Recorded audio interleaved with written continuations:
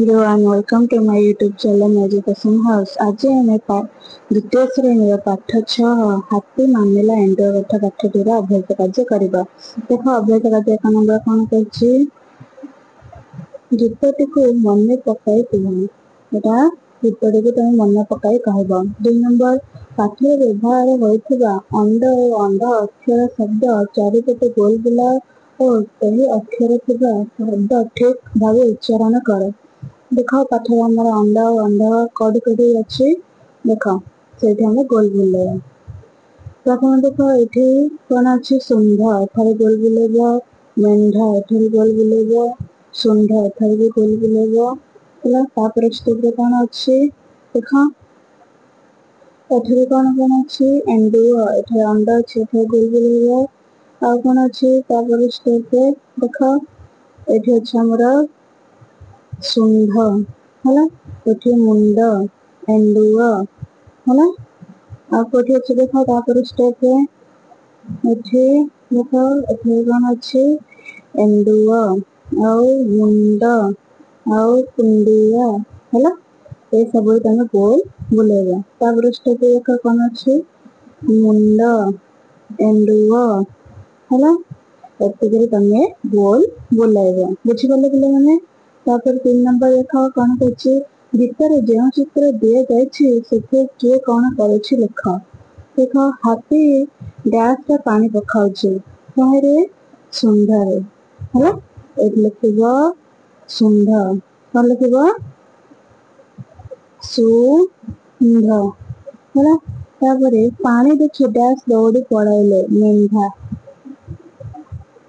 ହେଲା, ମେଣ୍ଢା ପୋଲ। ତାପରେ ଦେଖ ତାପରେ କ'ଣ ଅଛି, ଆଖି ବଡ଼ ବଡ଼ କରି ଡ୍ୟାସ ହାତୀକୁ ଅନାଇଛି, କିଏ, ଏଣ୍ଡୁଅ, ଏଣ୍ଡୁଅ। ପିଲାଟି ଦେହରେ ଡ୍ୟାସ ହୋଇଛି, କାଛୁ କୁଣ୍ଡିଆ, କାଛୁ କୁଣ୍ଡିଆ, ହେଲା। ପିଲାଟି ନିଜ ଦେହକୁ ଡ୍ୟାସ କରୁଛି, କୁଣ୍ଡାଉଛି, କୁଣ୍ଡାଉଛି, ହେଲା। ବୁଝିପାରିଲ?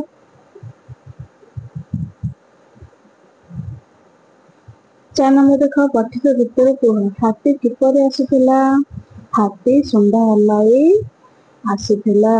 ଖ ନମ୍ବର କ'ଣ କହିଛି, ଏଣ୍ଡୁଅ ହାତୀକୁ କି ଉପଦେଶ ଦେଲା, ଏଣ୍ଡୁଅ ହାତୀକୁ କହିଲା ପାଣିକୁ ଦୂଷିତ କର ନାହିଁ।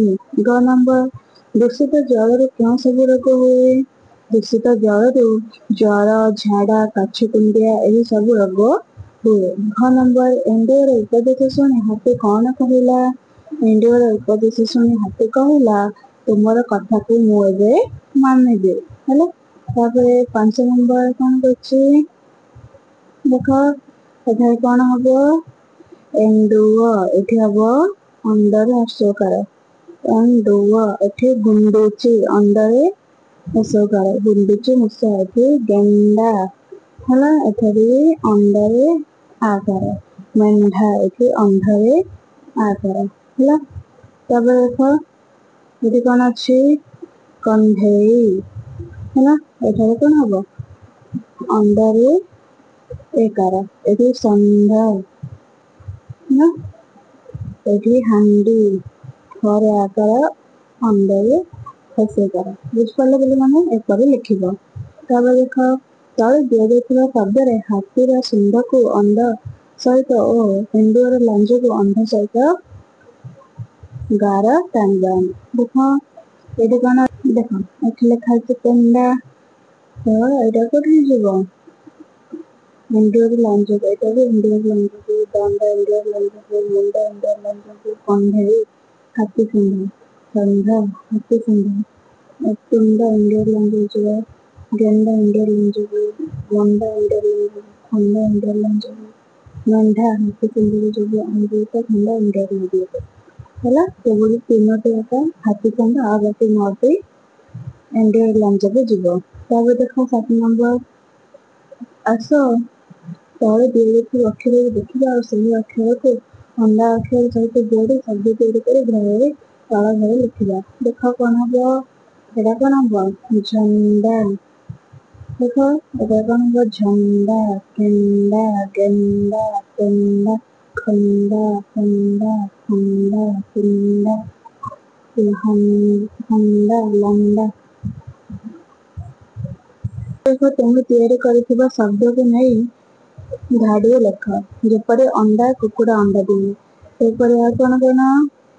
ଝଣ୍ଡା ତିରଙ୍ଗାର ଅନ୍ୟ ନାମ ଝଣ୍ଡା। କେଣ୍ଡା ମା ଧାନ କେଣ୍ଡା ଆଣିଛନ୍ତି।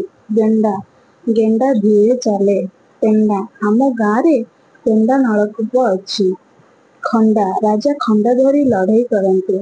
ପଣ୍ଡା ପୁରୀରେ ପଣ୍ଡାମାନେ ଅଛନ୍ତି। ଥଣ୍ଡା ମୁଁ ଥଣ୍ଡା ପାଣି ପିଏ। କୁଣ୍ଡା ଗାଈ କୁଣ୍ଡା ଖାଏ। ହଣ୍ଡା ଭୋଜିରେ ହଣ୍ଡା ବ୍ୟବହାର ହୁଏ। ଲଣ୍ଡା ମୋ ଭାଇ ଲଣ୍ଡା ହେବ। ହେଲା ଏପରି ତମେ ଲେଖିବ। ବୁଝିପାରିଲ ପିଲାମାନେ? ତାପରେ 9 ନମ୍ବର ତୁମେ କଣ କହିଛି? ତୁମେ ପିଇବା ପାଇଁ କେଉଁ ଜଳ ବ୍ୟବହାର କରିବ ସେହି ଜାଗାରେ ଠିକ୍ ଚିହ୍ନ ଦିଅ। ସାଙ୍ଗ ସହ ଆଲୋଚନା କର। କୋଉ ପାଣି ଆମେ ପିଇବାରେ ବ୍ୟବହାର କରିବା? ଛଣା ହୋଇଥିବା ପାଣି, ଏଠି ଠିକ୍ ଚିହ୍ନ ଦେବ। ଫୁଟା ହୋଇଥିବା ପାଣି, ଏଠାରେ ଠିକ୍ ଚିହ୍ନ। ଛଣା ହୋଇନଥିବା ପାଣି, ଏଠାରେ ଠିକ୍ ଚିହ୍ନ ଦେବ ନାହିଁ, ଭୁଲ ଚିହ୍ନ। ହେଲା ବୁଝିପାରିଲ ପିଲାମାନେ? ତାପରେ ଦେଖ 10 ନମ୍ବର ଦୂଷିତ ଜଳ ବ୍ୟବହାର କଲେ କେଉଁ ସବୁ ରୋଗ ହେବ? ଗାର ଦେଇ ଯୋଡ଼। କଣ କଣ? ନା କଣ ରୋଗ ହବ ଆମକୁ? ନା ଟାଇଫଏଡ୍ ଜ୍ୱର ହବ, ଯାଦୁ ହବ, କାଛୁକୁଣ୍ଡିଆ ହବ ଆଉ ଝାଡା ହବ। ହେଲା ବୁଝିପାରିଲ? ତାପରେ 11 ନମ୍ବର ପାଣି କେଉଁ ସବୁ କାରଣରୁ ଅସନା ହୁଏ?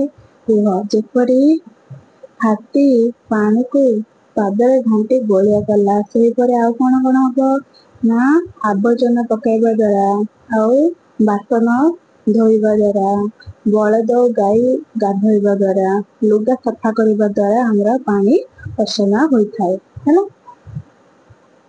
ତାପରେ 12 ନମ୍ବର ଦେଖ ହାତୀ ବ୍ୟତୀତ ଆଉ କେଉଁମାନେ ପାଣି ଦୂଷିତ କରନ୍ତି? କେଉଁମାନେ? ଗାଈ, ମଇଁଷି, ମଣିଷ ଏଇସବୁ ମାନେ ପାଣିକୁ ଦୂଷିତ କରନ୍ତି। ହେଲା ତାପରେ ତୁମ ଘର ଲୋକେ ନଦୀ ଓ କୂପର ଦୂଷିତ ଜଳ ବ୍ୟବହାର କରୁଥିଲେ ତୁମେ କଣ କରିବ? ସାଙ୍ଗମାନଙ୍କ ସହିତ ଆଲୋଚନା କର। କଣ କରିବା? ନା ସେମାନଙ୍କୁ ସେଇ ଦୂଷିତ ପାଣି ବ୍ୟବହାର କରିବା ପାଇଁ ମନା କରିବା। କାରଣ ଦୂଷିତ ଜଳ ବ୍ୟବହାର କରିବା ଦ୍ୱାରା ଆମକୁ ବହୁତ ରୋଗ ହୋଇଥାଏ। ବୁଝିପାରିଲ ପିଲାମାନେ? ଯଦି ଭିଡ଼ିଓଟି ଭଲ ଲାଗୁଥାଏ ତାହେଲେ ନିଜର ସାଙ୍ଗସାଥି ମାନଙ୍କୁ ନିଶ୍ଚୟ ସେୟାର କର। ଯଦି ଚ୍ୟାନେଲକୁ ନୂଆ ଆସିଛ ତାହେଲେ ଚ୍ୟାନେଲକୁ ସବସ୍କ୍ରାଇବ କର। ଧନ୍ୟବାଦ।